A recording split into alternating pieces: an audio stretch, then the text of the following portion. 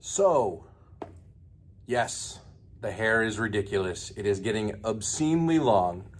And fortunately for you guys, I have a cap to wear. But we are dragging into week 6 of this craziness. And I know what you're thinking. You're like, when will this end? Like, can this end now? Well, I have super good news for you. Today's moment of grace talks about exactly that, where you are in the middle of waiting for something to end. Now, just some background, some history here to go through this again. When we opened up the book of James, we started talking about who this letter was to. Now, James is writing this to Christians who were dispersed. They were sent out all over the areas around their homes because they were being persecuted. The last few verses have talked about the wealthy, the people who've been able to make a living via trade and all these other things, and handed out some warnings to them. Make sure you're taking care of those in need, right? Don't store your treasures up here on earth, but store them up in heaven. And now he's kind of transitioning to those who are really, really suffering, really struggling, the people on the other side of that coin. And he opens up by saying 2 words that when we're in the middle of a crisis, when we're in the middle of a struggle, when we're in the fire that we do not want to hear, he says, be patient. Now, whenever I hear that phrase, be patient, I think of Charlie and the Chocolate Factory. I think of that little girl, Veruca, right? And her song, I Want It Now. That's us. We struggle to wait when something good is coming to us. We're like little kids at Christmas who want to open our presents early. But when we are waiting for something bad to finish, when we're waiting for a season of struggle to end, we don't only want that done, we want that done now. We want it done yesterday so that we can be through it, be past it, be done with it, and get back to the good times. And here, James again is writing to people who are dispersed, who are suffering, who are struggling, who are not at home, who don't have the things that they need to keep them comfortable. And he says, be patient. I go back to the very opening of the book of James in verse 1, chapter 2, where he says, look upon trials with joy because they will bring you to perfection and completion and you will be lacking in nothing. And here he's kind of echoing that statement. As a matter of fact, in a few short verses, James is going to be wrapping up this entire book. This entire letter is going to be done. And so I like to think of this as him kind of bringing everything back in as he's landing the plane. And he's telling these Israelites, he's telling these believers, he's saying, be patient, therefore, brothers, until the coming of the Lord. He's saying God is going to come. Jesus is going to return. And he's going to make all of these things right. He is going to make it so that there is no more suffering and there is no more weeping and there is no more sickness or death.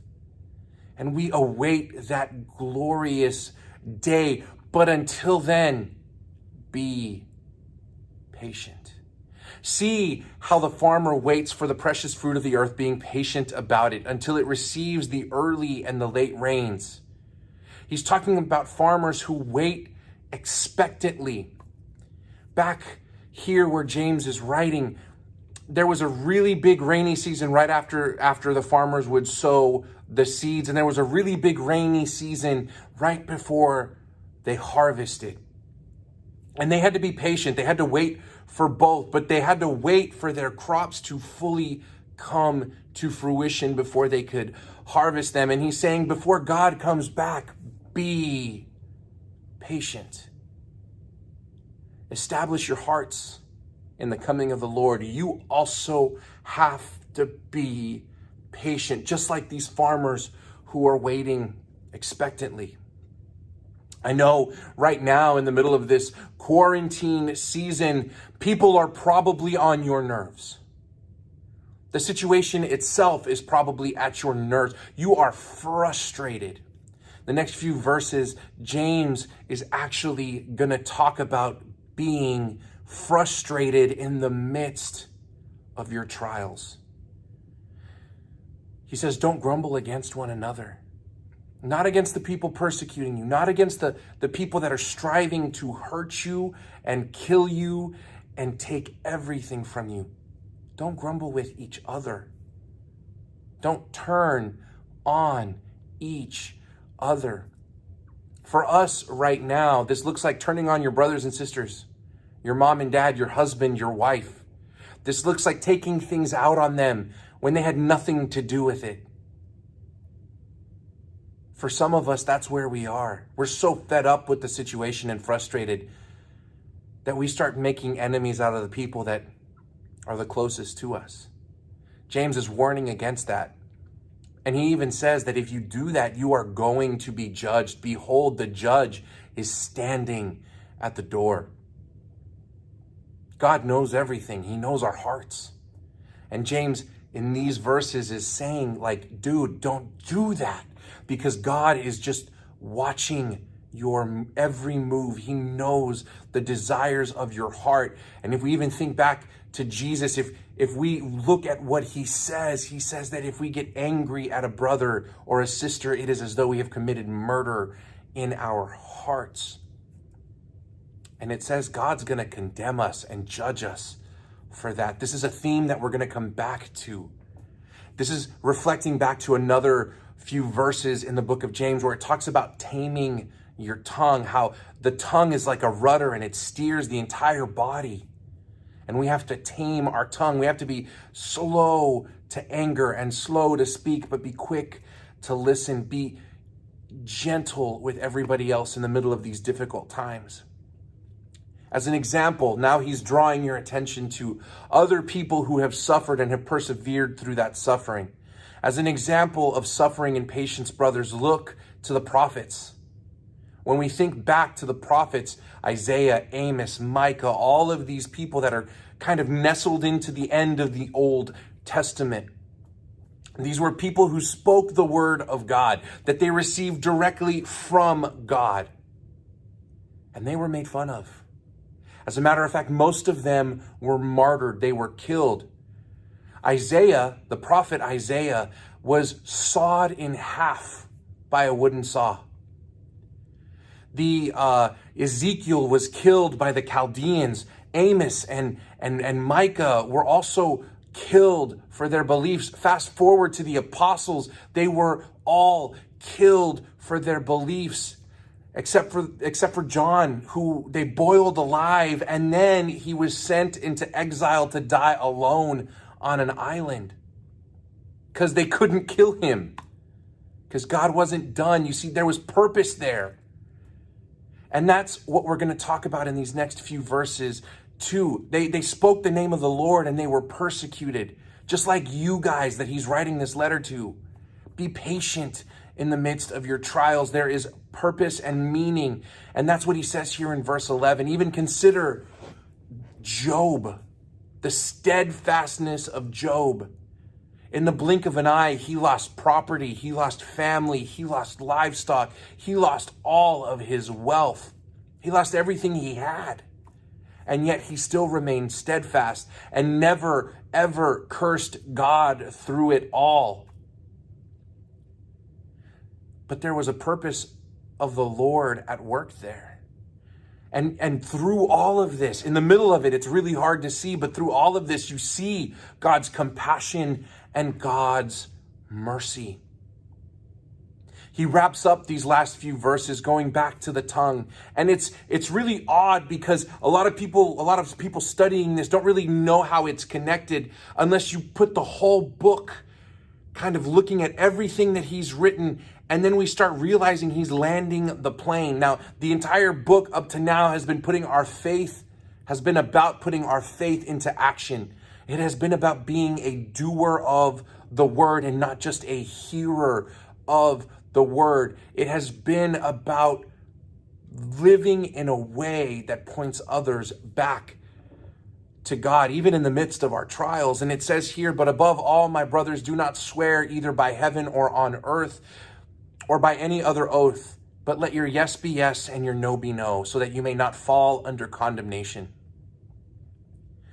By swearing on something outside of yourself, if you broke that oath, you were held liable, and so was whatever it was you were swearing with or on, and you would lose that.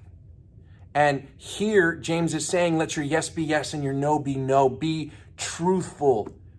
Be honest. Don't take advantage of other people, just like those last verses in the last moment of grace that we talked about in that warning to the rich. Don't be deceitful. Put your faith into action. Let your yes be yes and your no be no. In the backdrop of all of this, we see this is all happening in the midst of persecution and trial. So as we look at how this applies to us, as we look at how being patient in the face of crisis applies to us, I want to ask you, where do you see God's purpose in your life right now? Are you redeeming this time by seeking after him? Or are you putting your faith and your hope and your trust in things that are perishable, in things that will wither away and turn to dust? Where is your value and where is your meaning? Are you being patient in the face of these trials, in the face of this suffering? Are you waiting expectantly on the Lord? Are you spending time in prayer and seeking after him? That's a question that we have to look at and answer. Because if we're not, if we are grumbling and fighting and bickering with one another, if we are cursing God because he hasn't acted the way that we want him to, because we want this to end now, then are we really trusting in him? Are we really submitting ourselves to him? That's a question that we have to ask ourselves. And quite honestly, it's kind of a scary question. It's a lot easier for us to put our faith and hope and trust in the things of this world than in the things that are unseen. This has been your moment of grace. I have been super pumped to walk through this book of James with you guys. And as we wrap up the book, know that we will be moving into the book of Ephesians. And that is something that I am super excited about as well. If you've enjoyed these videos, make sure to like them and subscribe to the channel. People in this world right now are looking for hope. They are anxious and depressed. Pass these on and share these with them so that they can see God's truth and start applying it to their lives. Again, if you like the video, make sure you subscribe to the channel. That'll be right here in the middle. Over here, you will have a playlist of videos, other moments of grace that you have been missing out on, or if you want to go back, you can backtrack and see stuff you've missed. Over here, you will have our most recent uploaded video. Guys, I love you. I will see you all very soon. Stay safe. God bless. Laters.